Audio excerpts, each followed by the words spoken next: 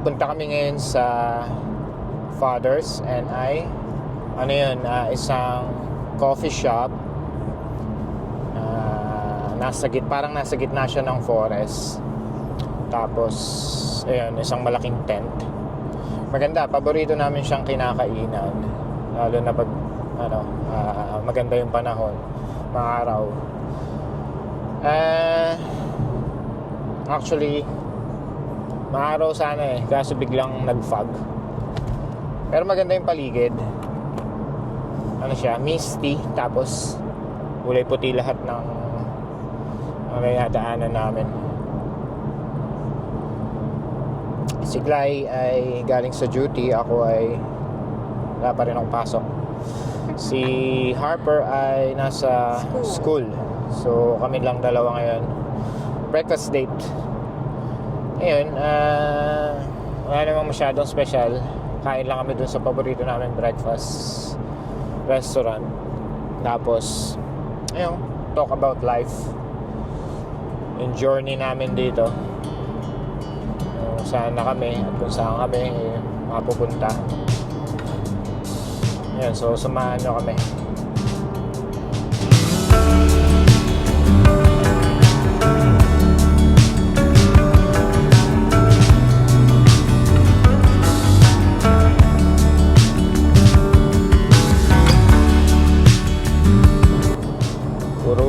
Puti yung paligid. -4 kasi, -4 ba ngayon? Kahapon kasi -4. Ngayon yata 3 ba? -1 lang naman. -1 pero nag-frost lahat.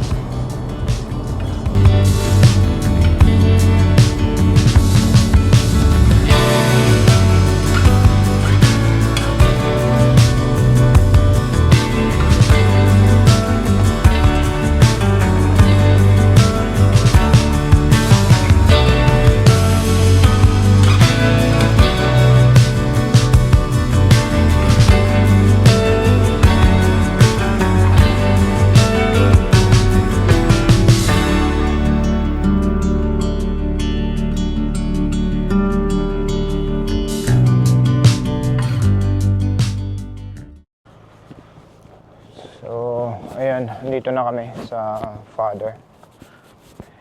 So may nakita kaming sign parang close sila today. We'll see. So pero puntahan pa rin namin, double check namin. Ito yung sign, no? Parang bukas naman, sweetheart. Close today. May ilaw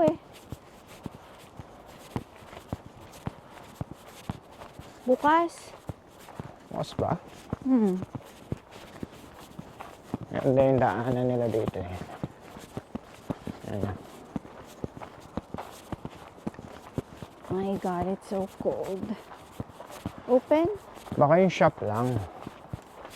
Bukas din naman yung shop. Sarado, sweetheart. Ayun, sarado yung pinto.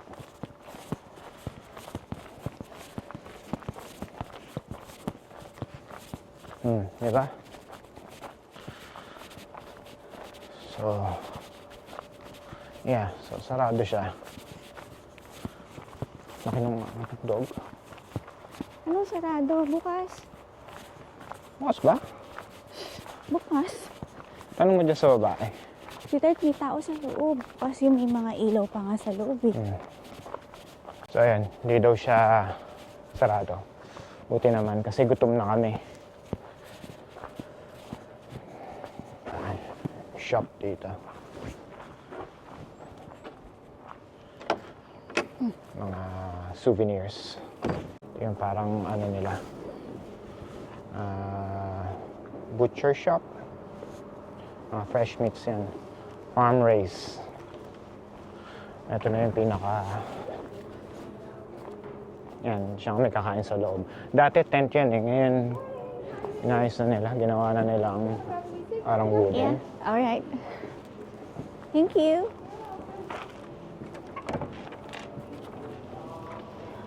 Tingnan mo yung ano. Anong orderin mo?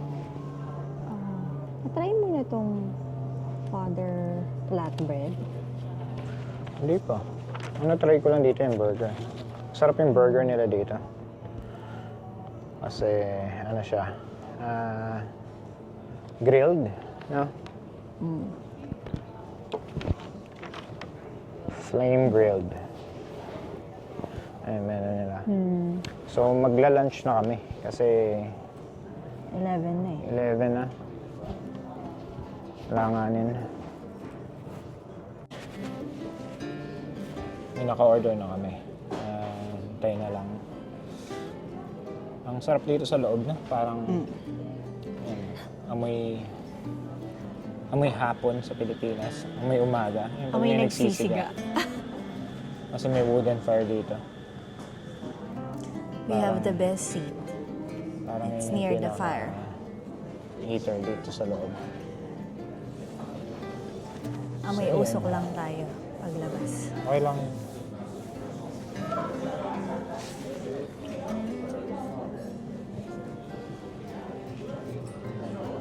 So, pag-usapan natin yung yung journey natin. So, Coming here, so nagkakilala kami sa Saudi. So, nurse siya. Ako ay nagtatrabaho sa isang opisina. Ngayon, nakakilala kami.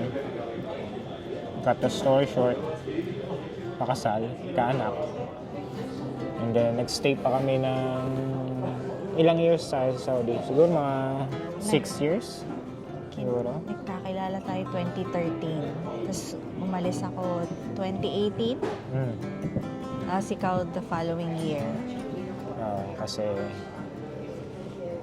yung 2015 pinanganak si Harper. So, hindi rin namin natutukan si Harper. Kasi, yun nga, syempre OFW, kailangan trabaho sa ibang bansa. So, naiwan muna si Harper sa mga in-laws. Ngayon, Umuwi tapos, ako nung 23 years old siya. Yeah, nag-decide na akong umuwi kasi plan namin lumipat dito. Kasi dito, so, magkakasama actually, kami. hindi muna yun, di ba? Dapat sa Qatar. Ay, oo. Ngayon, dapat magka-Qatar kami. Oo. So, maganda yung offer kay Glidel. So, pero mas pinili namin dito kasi dahil sa May citizenship kasi citizenship. dito eh. Sa Qatar kasi wala. Expat ka. Pero, ang laki ng sahod, diba? Pero mas malaki yung salary. Oo, tapos maganda pa sana yung makukuha kong trabaho. Well, dito kasi, nag-healthcare assistant ako. Pero okay lang. Ganun talaga. It's meant to be, siguro.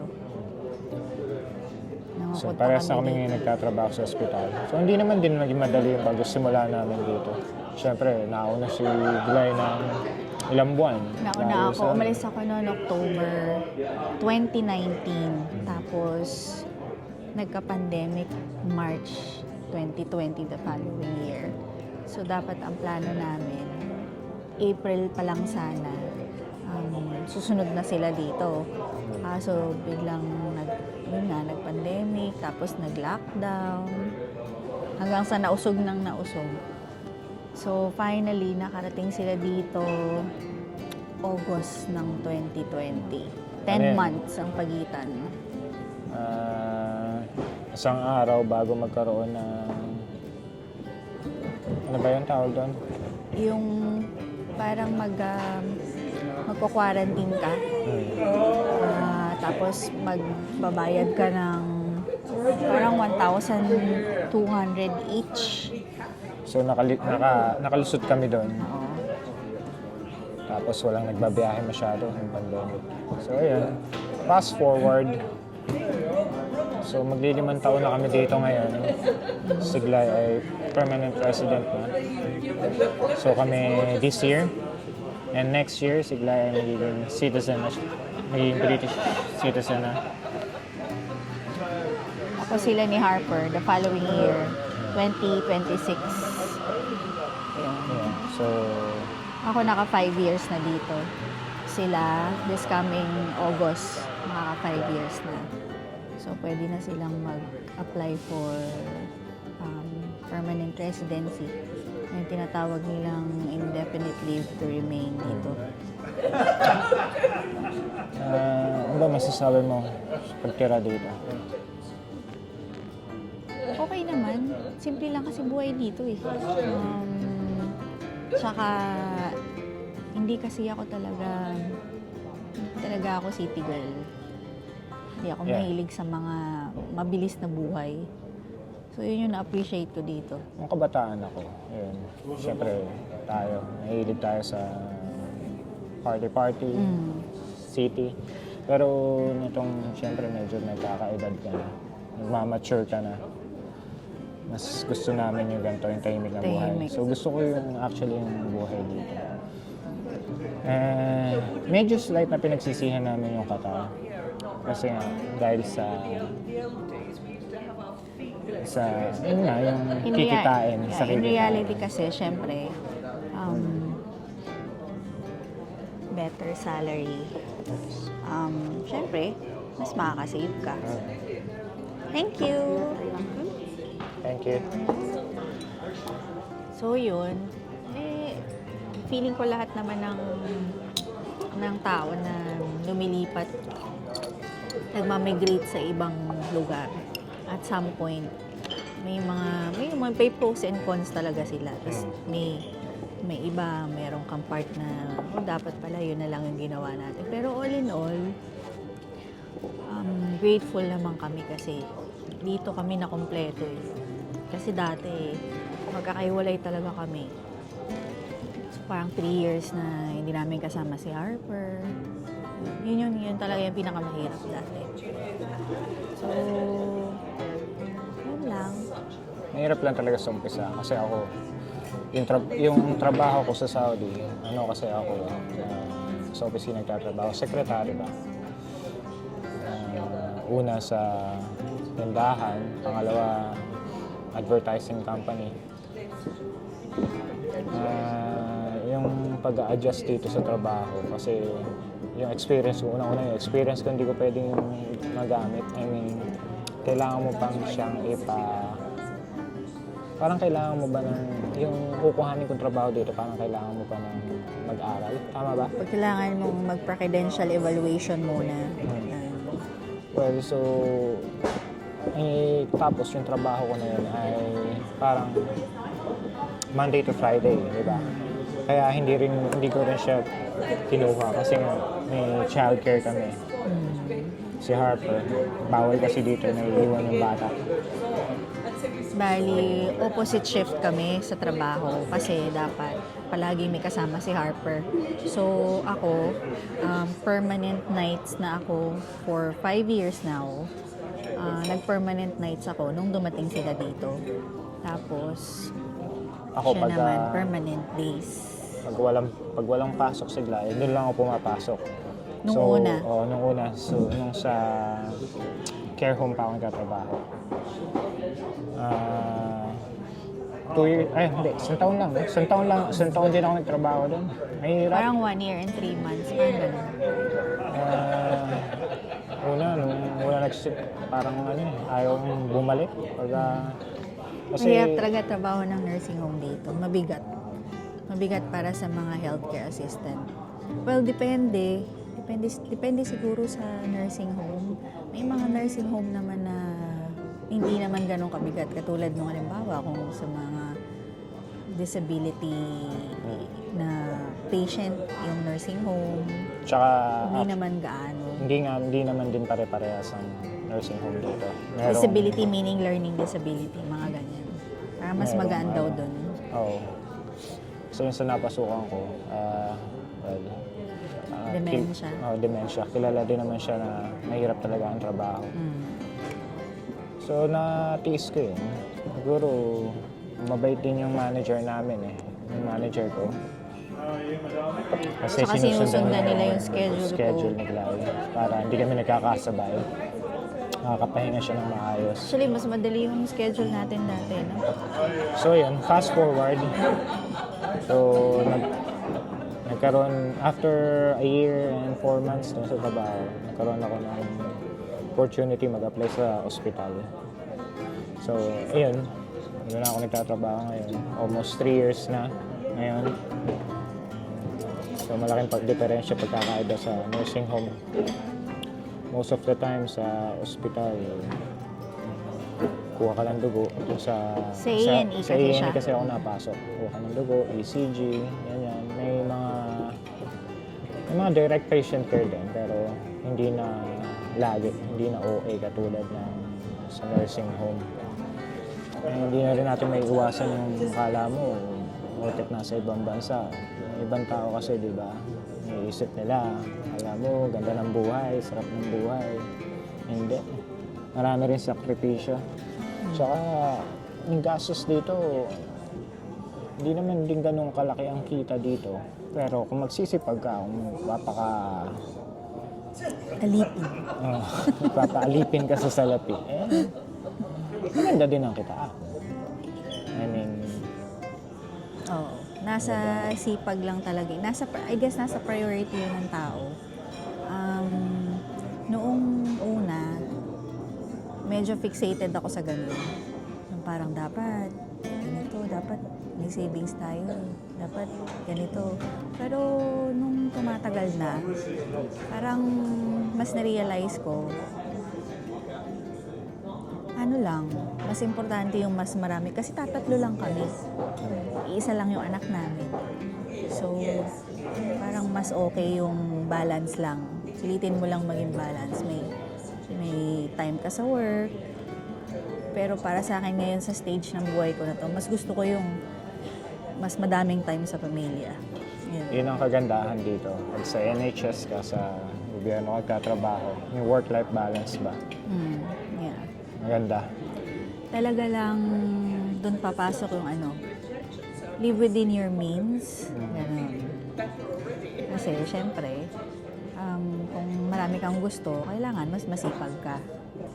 So, fast forward, kailan mo ba naisip mag-exam ng NCLEX?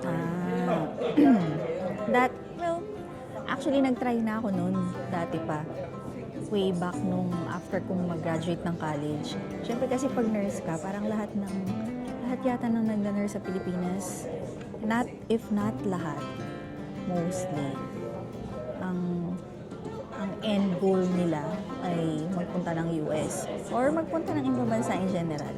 Pero kasi nung nag-aaral ako, boom na boom yung application ba sa US.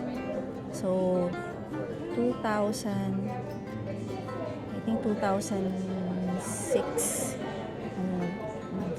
nag-try ako first time mag-NCLEX. Hindi ako nakapasa. Tapos parang nawalan na ako ng parang feeling ko baka hindi siya para sa akin. Tapos that time, yung isa kong kaibigan, nag-decide siya na Saudi kaya tayo. Kaya ako napunta ng Riyadh. So 2007 yun. Hanggang sa tumagal na ng tumagal, nakalimutan ko na yung plano ko. Kasi parang na-enjoy mo na nagtatrabaho ka, tapos kumikita ka, okay naman yung sahod mo sa'yo, nakakapag-provide ka sa family mo. So, nag-decide lang ako nung nandito na kami na aminado ako, nahirapan talaga ako dito. Nahirapan ka na sa work na? Oo, nahirapan ako sa work. Tapos parang... Tsaka ang hirap na... tapos parang mostly kasi ng family members namin, mga auntie ko na close talaga sa akin. Mga aunties ko sa father side, nasa US sila. Meron akong isang tita na nurse din. So 3 auntie ko ang nandoon. Plus may isa akong pinsan na nurse din siya. So medyo pamilya kami ng mga nurses. Ako nung una, nung nagkaroon kami ng idea na gano'n. Nung una, parang ayoko kasi gusto ko nga yung ganito, yung buhay dito. Maayos. Saka mahirap magsimula ulit. Oo. Tapos yung tahimik lang ba, laid back ang buhay dito. Mas maganda, ma-nature. Oo, yun yung hilig namin. Tapos nung, napunta kami ng US, nagbakasyon kami doon. Kailan ba? Last year nagbakasyon kami, pero nung unang punta namin, 2022? No, 23. 2023, yeah. 2023. So, Then, na-realize namin, parang lalo ako, parang masaya pala pag may kasama kang pamilya. yung family, Masaya pala. yung unang-una. So, tapos yung napunta kami sa New Jersey kami nagpunta eh. Tapos namasyal kami sa mga iba-ibang lugar. Nung nalibot namin, marami rin kaming states na napuntahan eh. Sabi ko, masaya nga talaga dito, ano? Parang, yung culture kasi sa kanila parang malapit sa atin. Tapos andun yung family. Para ka lang nasa Pinas. Feeling mo para ka lang nasa Pinas. Mainly yun ang reason. So yun, nung nakabili kami dito. So, ayan, sige ka ako. Gusto ko na nga ako dito. Well, medyo, syempre, sa mga news na naririnig niya, yung kung para kay Harper, di ba? Yung mga news, yung mga shooting school, yung mga shooting sa school, mga ganyan. Yung naisip pa rin namin yun. So, ano bang masasabi mo dun? Sa tingin ko naman kahit saan. Oo, kahit saan Kahit naman saan. yung masamang tao. Sa tingin ko naman nasa pagpili lang yun ng lugar, kung saan ka pupunta doon. Malaki naman yung lugar na yun. Tsaka mainly, yun nga, ang reason namin, lalo ako, gusto ko yung bang feeling na madali mong tawagan yung pamilya mo. Ganun. Tapos pag meron kayong short na holiday or, short leave, pupunta ka sa kanila. So fast forward, kailangan nakapasa. Thank you. Thank you very much. Can I get you any ketchup or mayonnaise? I'll take ketchup. Ketchup? Yep. Thank Thank you. Though, mayroon din naman kaming family friends dito. And, Ito yung pagkain nila. Beef ba yan? ano, Parang beef. Sa akin, normal burger and fries. yun, ano nga yung sinasabi ko. Ayun, meron din kaming family friends dito. Thank you. Okay. Can I get you anything else, please? Miss Anna? Yes, thank you. So, I'll take the next one. February. February Last year.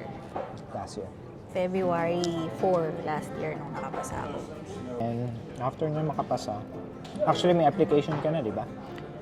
Oh, actually, nauna yung trabaho dun sa exam. So saan yun? Sa California? Kasi nung parang a year ago, 2022, January 2022, nagkaroon ako ng job offer. So, kasi gano'n naman talaga pag sa US, matagal talaga yung application. So, willing naman silang hintayin ako hanggang sa makapasa ako after ng exam at saka makumpleto ko lahat ng requirements. So, yun.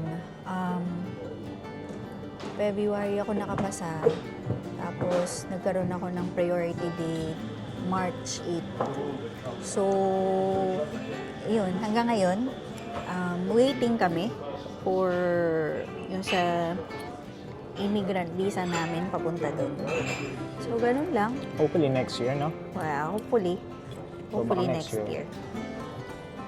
Kasi gusto na rin namin malis dito. Hindi naman sa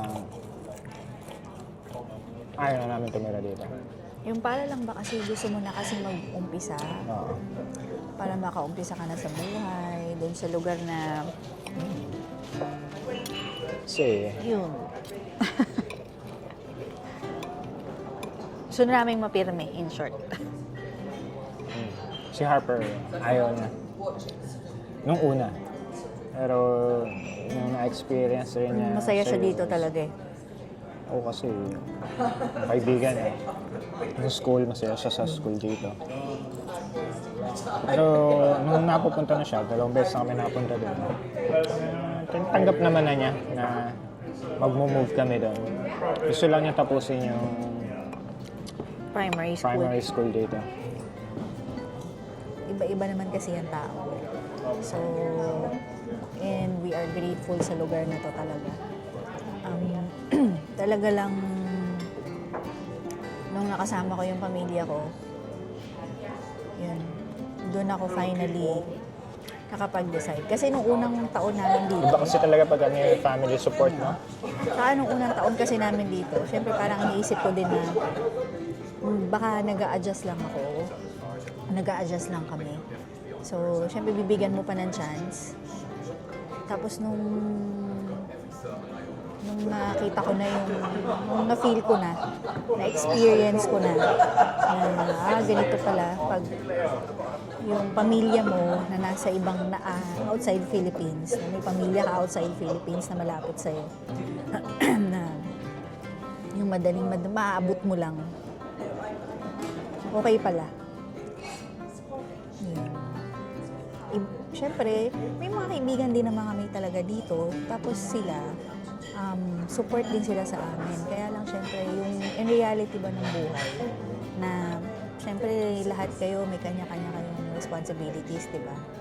Hindi naman pwede na iaasa mo lahat like all the time sa mga kaibigan mo. So, may mga limitasyon din. Yun. Iba pag may pamilya ka. Yun. Ang sarap nung ano nila. Sun-dried tomato.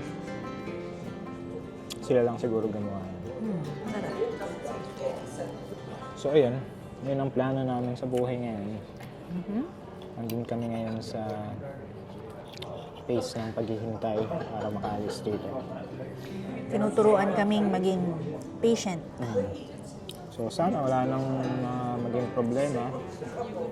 Maging smooth lang lahat. Ayun, excited kami na makapag-start na ulit. Ay, matanda na tayo.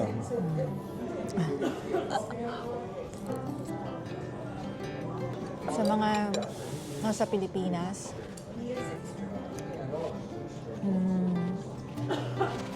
malaki talaga yung pagkakaiba ng buhay natin dyan tsaka dito. So, dito, ang positive, pag kayo lang ng mag-asawa, kung kayo lang nakasama ng mga anak nyo, talagang mas magiging, mas makikilala nyo isa't isa, tapos magiging matatag talaga kayo.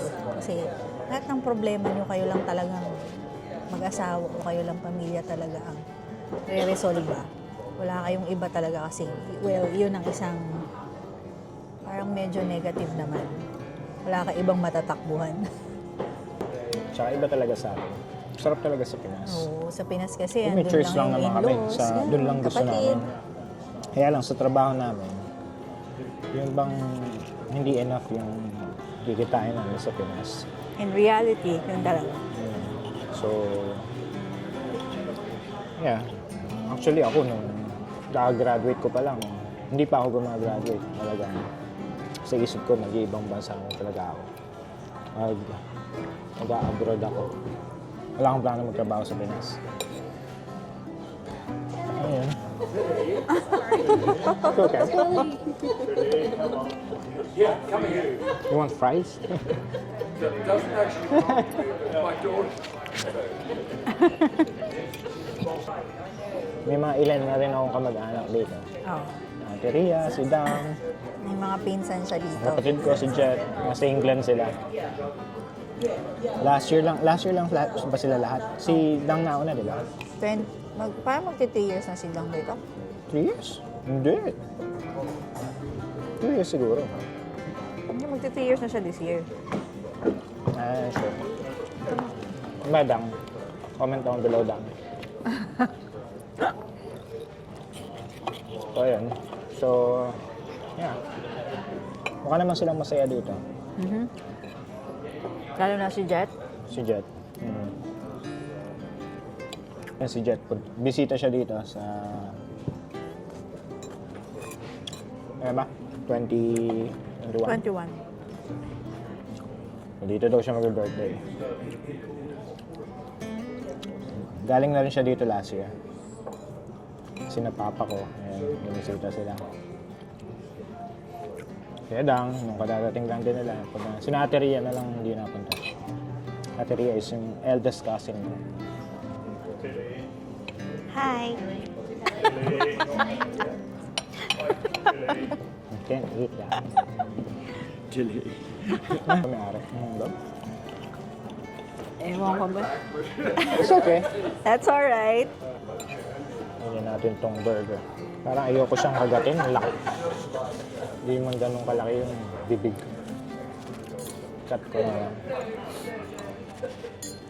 Yeah, cut mo in half. Parang ang sarap nung sauce nila.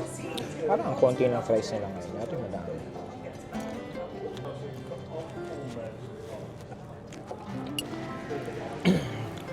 Hindi naman kami masyadong private ng mga tao. So, ito ay para lang sa memories namin at saka makapag-share din kami ng konting information sa inyo.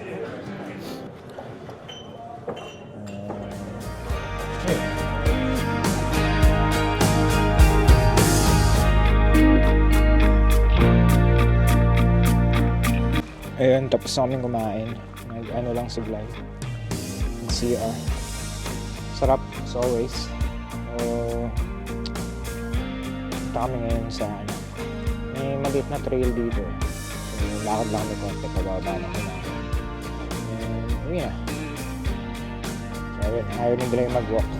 Nalamig daw siya. Puyat din kasi siya. Yung talaga pag puyat, lamigin. Kaya malamig talaga. Hindi kami ready. Hindi din kami ang trail attire. So, hindi na kami. So, yun lang. Sana may konti kami na-share na information sa inyo. Sa experience. And see you ulit.